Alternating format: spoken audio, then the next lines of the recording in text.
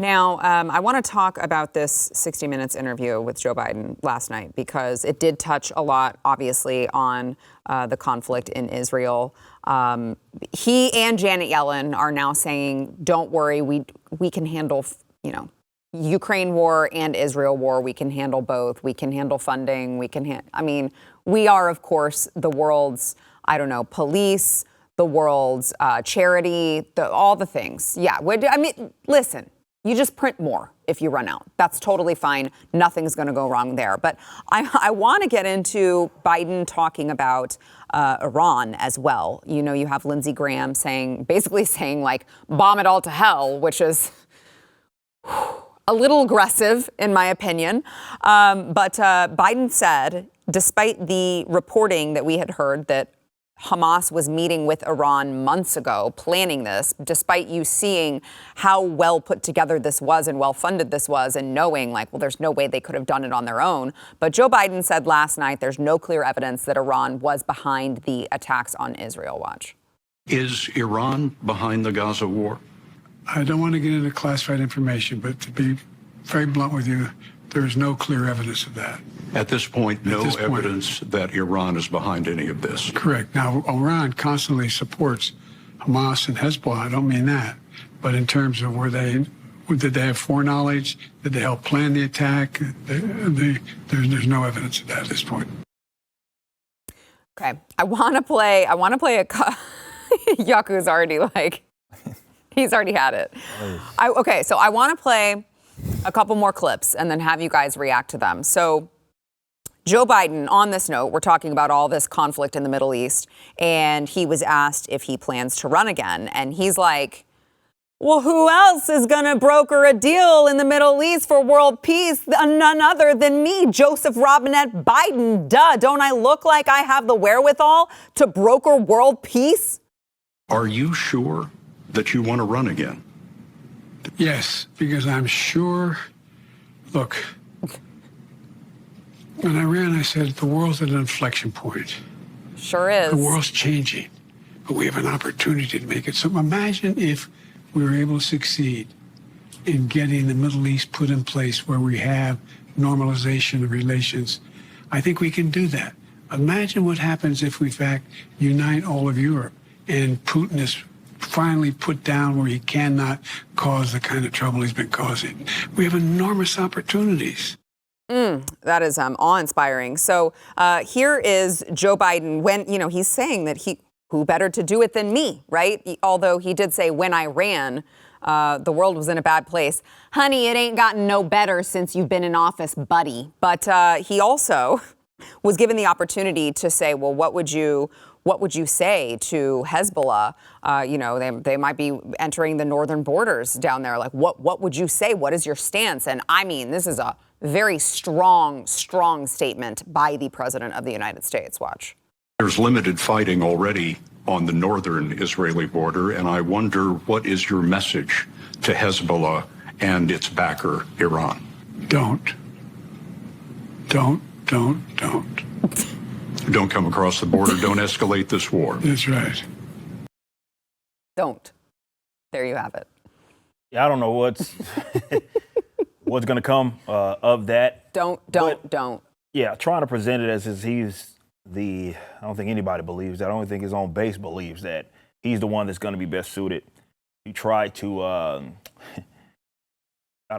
mediate some sort of relationship between large bodies of different governments and countries. And he's the reason why the conflicts are happening in the first damn place. Well, in some cases, yeah, you can make that argument. But, I don't like, and I got to go full libertarian here, that there's this sense of obligation to even do that.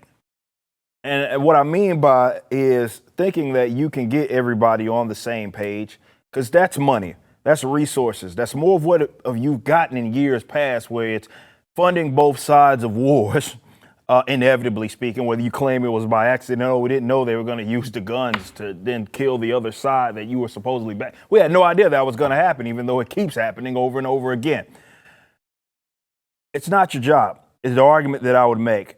It never has historically been that way. And I don't know what it is about Americans not understanding, and even libertarians don't really seem to understand this, that there are certain areas, geographical areas, cultures that are incompatible. Let's say that, culturally incompatible with the others.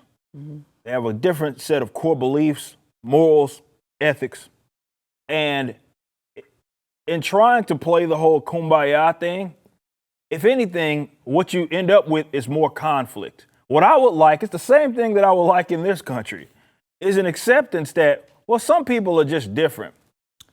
And you got children. You got children of I get trying to make them reason with each other, but I don't think that maybe it's going to be the most effective thing after there's some sort of spat that's happening. It got ugly, right? They got in a fight. And you say, hey, right now, kiss your brother. Tell him you're sorry.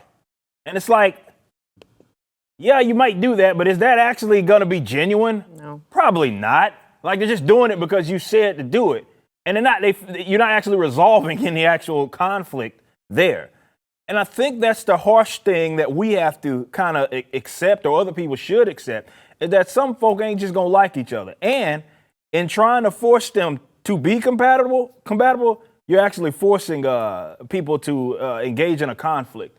And it just doesn't work out that way. This is why I'm not an integrationist and I'm not a separatist either. I'm neither of those. What I am is a guy that wants peace among folk. And I recognize that sometimes it's got to be a situation where it's like, you know what? Y'all do what y'all want to do over here and allow those people to do what they want to do over there.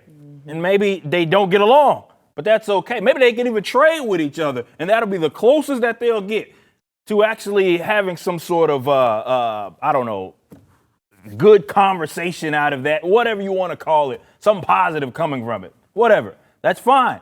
And to that I say, what's wrong with that? Why does it always have to be your morals, values, we need to force on these people? Yeah. And now, here, the crap is. Yeah, Eric, just too much truth coming from you, brother. It's just, I don't know if America can consume the last 2.5 minutes that you've just, given to them, because you're talking about this beautiful art of discourse, civil discourse. The place where you come to with civil discourse where we disagree on something, and it doesn't mean you need to be exterminated, and it doesn't mean I need to be exterminated. But what you are talking about is you're talking about governments trading on behalf of their people without the people's consent, making, wheeling, and dealing that the people will never ultimately agree with, and they will revolt.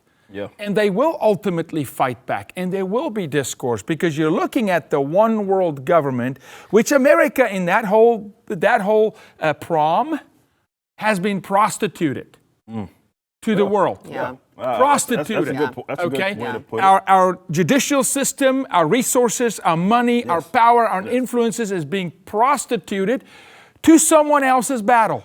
That's true. For the American civilian to be co-opted into some other battle, that ultimately that government is raping their own people. Mm-hmm. And now all of a sudden we need to go be in there now and do all that kind of thing. And it's a mismanagement of people.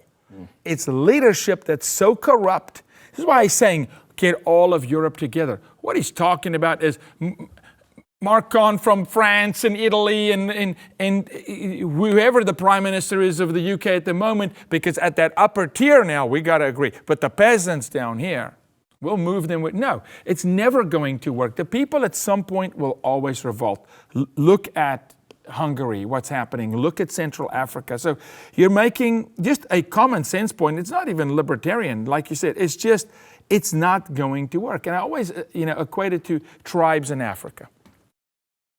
Black as can be, okay?